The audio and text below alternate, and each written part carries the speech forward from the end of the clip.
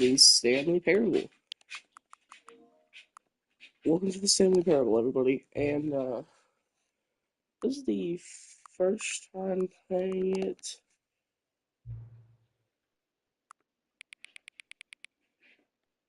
I'll brighten this all the way up. The current time is 10:49.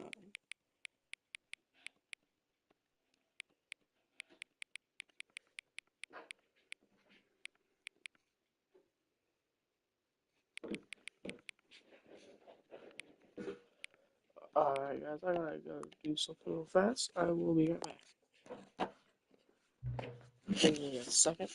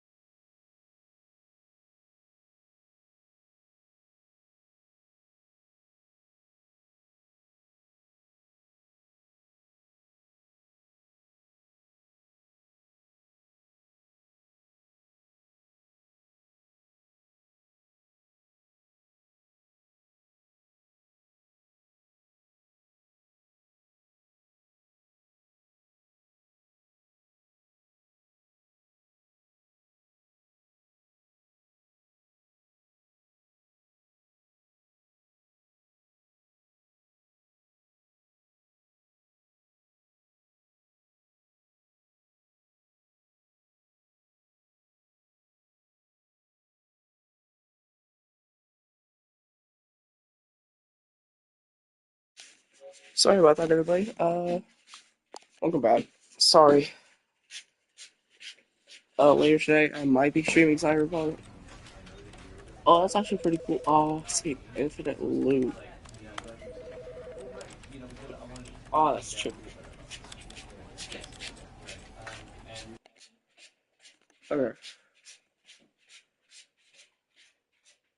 This is the story of a man named Stanley. Stanley worked for a company in a big building where he was employee number 427. Employee number 427's job was simple. He sat at his desk in room 427 and he pushed buttons on a keyboard. Orders came to him through a monitor on his desk, telling him what buttons to push, how long to push them, and in what order. This is what employee 427 did every day of every month of every year. And although others might have considered it soul-rending, Stanley relished every moment that the orders came in, as though he had been made exactly for this job. And Stanley was happy.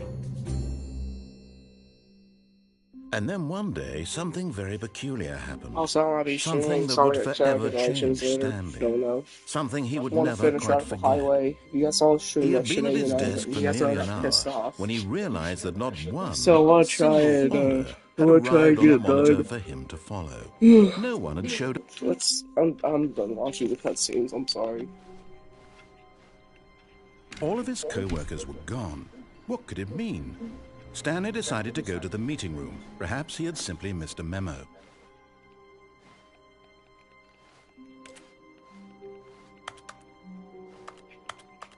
Oh, so you can't jump.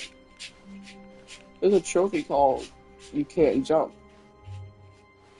So I guess that's what it means. Also, all the trophies in this game are golden for some reason. You can crouch though. Let me check the trophy list. Tail, excellent job following orders. Get your first trophy. Complete the Stanley Parable. Test trophy. Quit the game and start it back up again. You can jump. What? Play the Stanley Parable for an entire duration of a Tuesday. I can't do that. Pick on a door. 500. What door? Which one?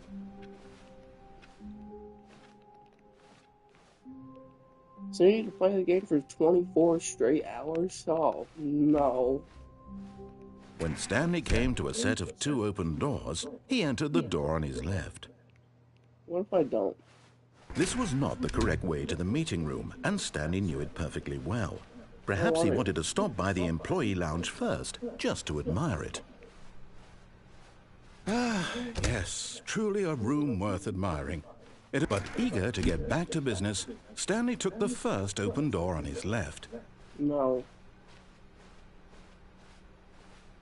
Stanley was so bad at following directions, it's incredible he wasn't fired years ago.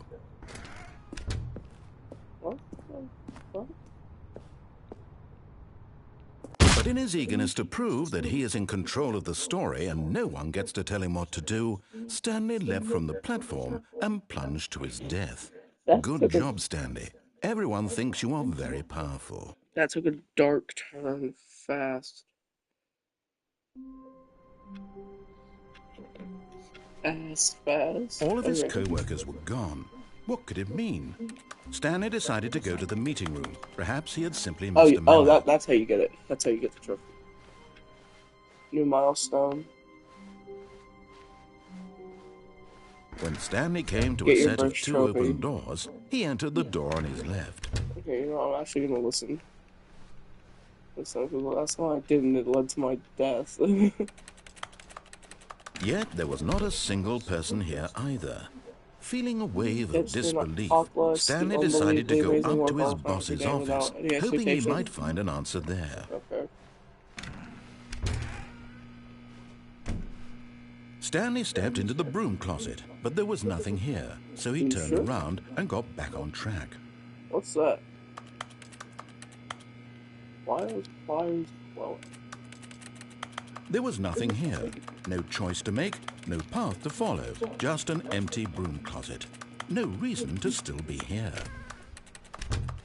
I know there's gotta be something. Coming to a staircase, Stanley walked upstairs to his boss's office. Isn't there something down here? Oh, there should have been. It's over here. But Stanley just couldn't do it. He considered the possibility of facing his boss. Admitting he had left his post during work hours, he might be fired for that. And in such a competitive economy, why had he taken that risk? All because he believed everyone had vanished? His boss would think he was crazy. And then something occurred to Stanley. Maybe, he thought to himself, maybe I am crazy. All of my co-workers blinking mysteriously out of existence in a single moment for no reason at all. None of it made any logical sense. And as Stanley pondered this, he began to make other strange observations. For example, why couldn't he see his feet when he looked down? Why did doors close automatically behind him wherever he went? And for that matter, these rooms were starting to look pretty familiar. Were they simply repeating? No, Stanley said to himself, this is all too strange. This can't be real. And at last, he came to the conclusion that had been on the tip of his tongue. He just hadn't found the words for it. I'm dreaming, he yelled. This is all a dream. Oh, what a relief Stanley felt to have finally found an answer, an explanation. His co-workers weren't actually gone. He wasn't going to lose his job. He wasn't crazy after all. and he thought to himself, I suppose I'll wake up soon. I'll have to go back to my boring real-life job pushing buttons. I may as well enjoy this while I'm still lucid. So he imagined himself flying and began to gently float above the ground. Then he imagined himself soaring through space on a magical starfield, and it too appeared. It was so much fun, and Stanley marveled that he had still not woken up. How was he remaining so lucid? And then perhaps the strangest question of them all entered Stanley's head. One he was amazed he hadn't asked himself sooner. Why is there a voice in my head dictating everything that I'm doing and thinking? It's weird. Now the voice was describing itself being considered by Stanley, who found it particularly strange. I'm dreaming about a voice describing me, thinking about how it's describing my thoughts, he thought. And while he thought it all very odd and wondered if this voice spoke to all people in their dreams, the truth was that, of course, this was not a dream. How could it be? Was Stanley simply deceiving himself, believing that if he's asleep, he doesn't have to take responsibility for himself? Stanley is as awake right now as he's ever been in his life. Now, hearing the voice speak these words was quite a shock to Stanley. After all, he knew for certain, beyond a doubt, that this was in fact a dream. Did the voice not see him float and make the magical stars just a moment ago? How else would the voice explain all that? This voice was a part of himself too. Surely, if he could just... He would prove it. He would prove that he was in control, that this was a dream. So he closed his eyes gently, and he invited himself to wake up. He felt the cool weight of the blanket on his skin, the press of the mattress on his back, the fresh air of a world outside this one. Let me wake up, he thought to himself. I'm through with this dream. I wish it to be over.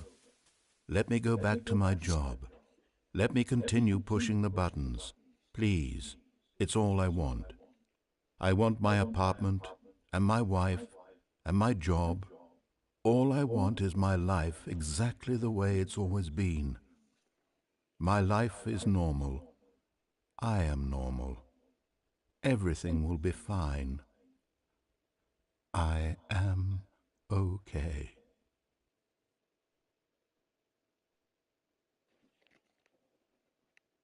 Ah, well, that sucks. Stanley began screaming. Please, someone, wake me up. My name is Stanley. I have a boss. I have an office. I am real. Please, someone tell me I am real. I must be real. I must be. Can anyone hear my voice? Who am I? Who am I? And everything went black.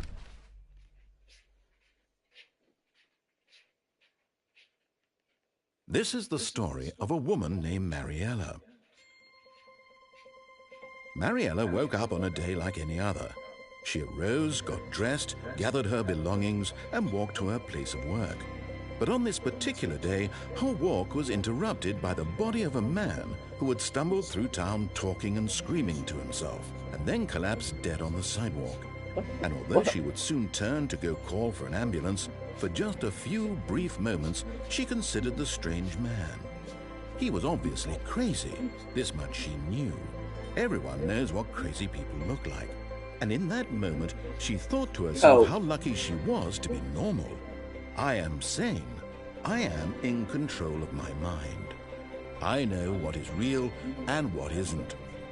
It was comforting to think this, and in a certain way, seeing this man made her feel better. But then she remembered the meeting she had scheduled for that day. The very important people whose impressions of her would affect her career, and by extension, the rest of her life. She had no time for this, so it was only a moment that she stood there, staring down at the body. And then she turned and ran.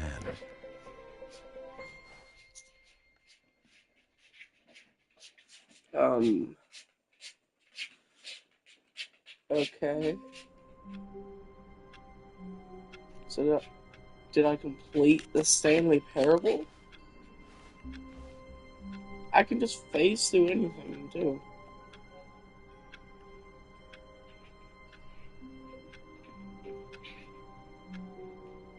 Oh, completed within 4 minutes and 22 seconds. All of his co-workers were gone, What could it mean? Stanley decided to go to the meeting room. Perhaps he had simply missed a memo.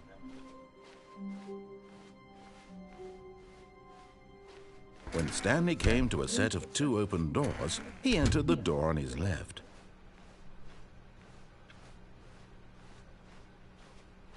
Yet there was not a single person here either. Feeling a wave of disbelief, Don't get Stanley fired. decided to go up to his boss's office. Hoping, coming to a staircase, Stanley walked upstairs to his boss's office. What's back here?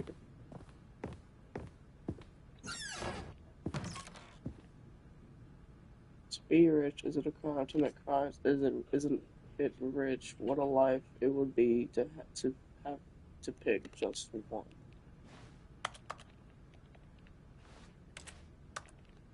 Huh.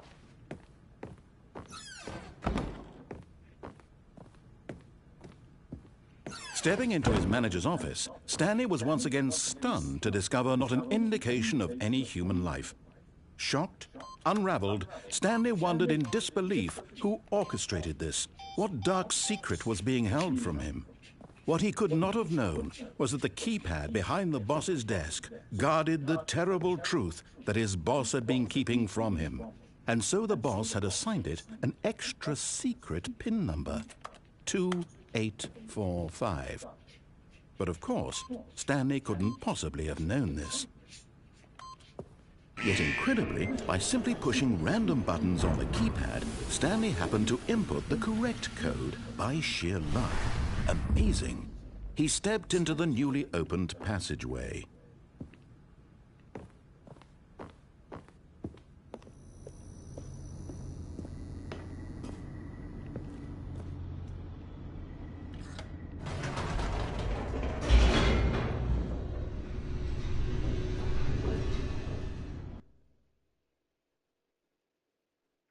Descending deeper into the building, Stanley realized he felt a bit peculiar. It was a stirring of emotion in his chest, as though he felt more free to think for himself, to question the nature of his job. Why did he feel this now, when for years it had never occurred to him? This question would not go unanswered for long.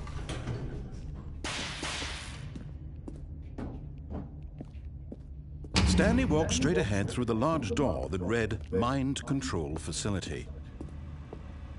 Although this passageway had the word Escape written on it, the truth was that at the end of this hall, Stanley would meet his violent death. The door behind him was not shut. Stanley still had every opportunity to turn around and get back on track. At this point, Stanley was making a conscious, concerted effort to walk forward and willingly confront his death.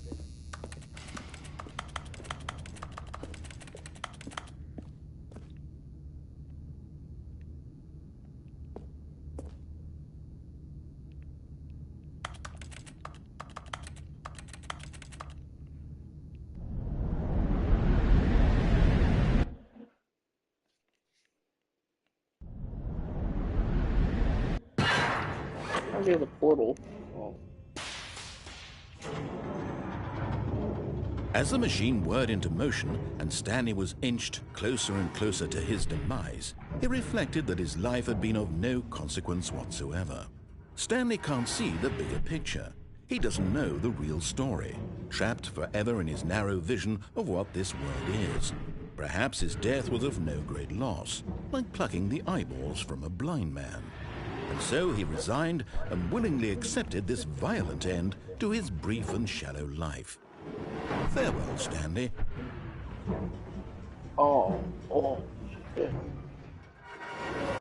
Oh.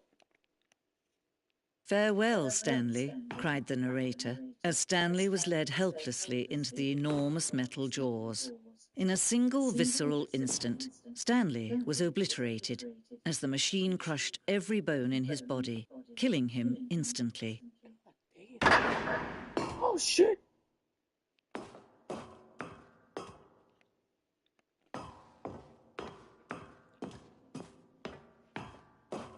The Stanley And yet it would Parable? be just a few minutes before Stanley would restart the game, back in his office, as alive as ever. What exactly did the narrator think he was going to accomplish?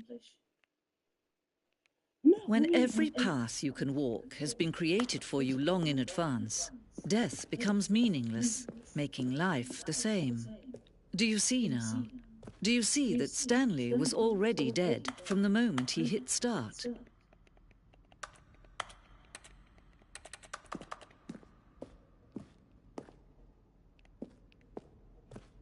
Corridor.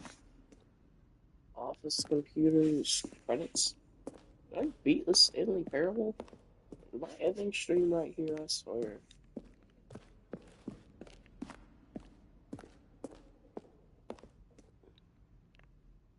In early development, we designed an ending where Stanley ended up on a battlefield fighting aliens. The action character would have been sentient and would wage war against the narrator. We realized shortly after starting to build it that it was far too jokey and on the nose for the turn of the game. Plus, some people interpret it as making fun of people who like shooters, which is not our intention.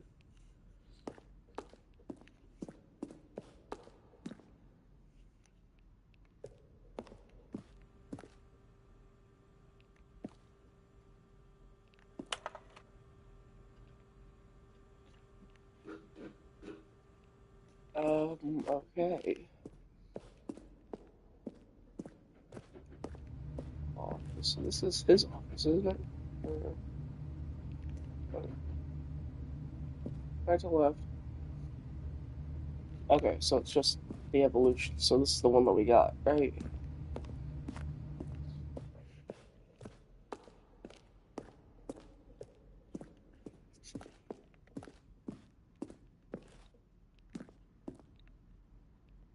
Freedom ending. This is okay. It's just the beta. Oh, look at these two. How they wish to destroy one another. How they wish to control one another. How they both wish to be free.